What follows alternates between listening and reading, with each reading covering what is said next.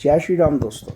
मैं आपका अपना कमल तंवर आपके अपने YouTube चैनल तंवर सॉल्यूशंस में आपका हार्दिक स्वागत करता हूं, हार्दिक अभिनंदन करता हूं। जैसा कि आप जानते हैं कि मैं पिछले कुछ समय से वीडियोस नहीं डाल रहा हूं, थोड़ी सी व्यक्तिगत कारण थे। भगवान की दया से सब अच्छा है। और पर इस पिछले कुछ समय मैंने एक चीज़ नोटिस करी कि तंत्र का, ज्योतिष का मजाक बना करके रख दिया है सोशल मीडिया ने। बिल्कुल मतलब कि इतना स्तर नीचे गिरा दिया है कि मैं कह नहीं सकता। समझ नहीं आता कि वो लोग क्या दिखाना चाहते हैं, क्या समझाना चाहते हैं। और इतना मिसकंसेप्शन फैला दिया है, इतना इतना मतलब कि इतना दुर्व्यवहार फैला दिया है। कोई कुछ भी बोल रहा है, कुछ भी। तंत्र की महत्वता कितनी है पता है आपको? आप सोच नहीं सकते तंत्र की महत्वता कितनी है। तंत्र क्या है आप जान नहीं सकते। बस जो दिल में आ रहा है बोले जा रहे हैं, भै भै भै भै भै भै लगी हुई है। बस ये कर लो, वो कर लो, ऐसे कर लो, ये नाम लिख के सो जाओ, वो अंक लिख के सो जाओ, ऐसे बोल दो।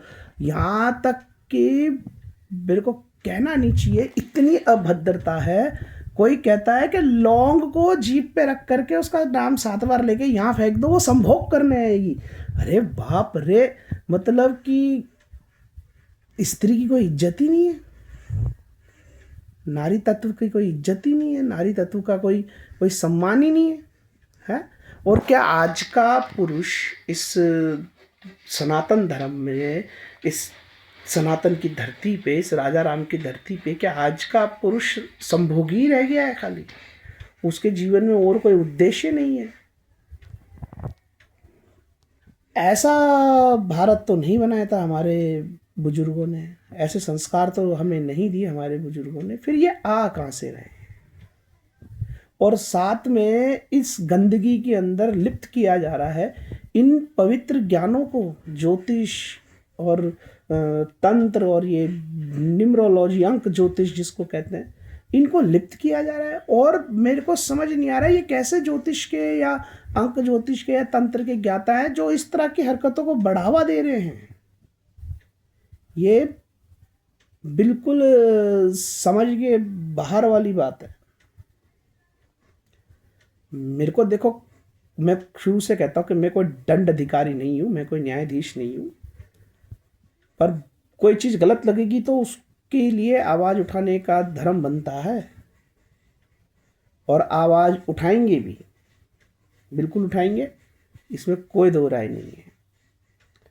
अब अगर लोगों को ये बात समझ में आती है, लोगों को ये बात नहीं समझ में आती है, वो उनकी अपनी विचारधारा है। जिनको मेरी बात सही लगेगी वो मुझसे सहमत होंगे, जिनको नहीं लगेगी वो मुझसे असहमत होंगे। परंतु मेरा भारतवर्ष, इसके जो नागरिक हैं वो ऐसे तो काम भोगी हैं नहीं कि उनको सिर्फ संभोग संभोग ही दिखता है, उनको स्त्री के तन के आगे कुछ नहीं दिखता। मेरे को नहीं लगता जिसने भी ये धारणा बनाई है गलत बनाई है।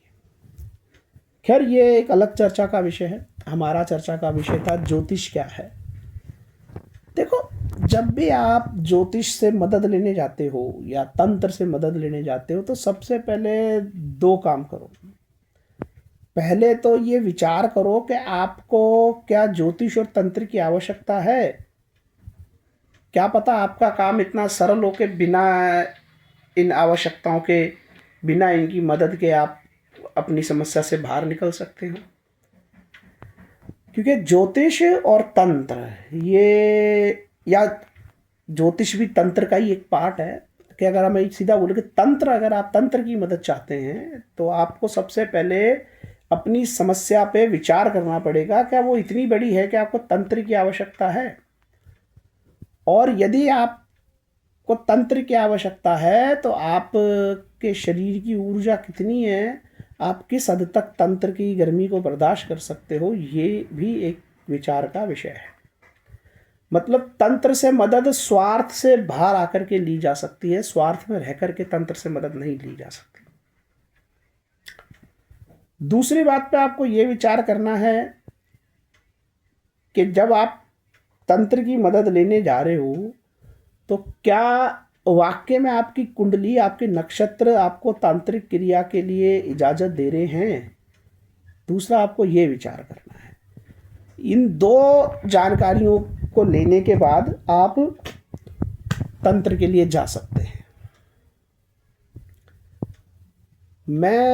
मेरा आपके साथ रूबरू होने का, आपके साथ बात करने का जो मेरा मूलभूत सिद्धांत था, या यूँ कहूँ जो मेरी वजह थी, वो शुरू से ये थी, स्पष्टीकरण होना चाहिए चीज़ों के अंदर।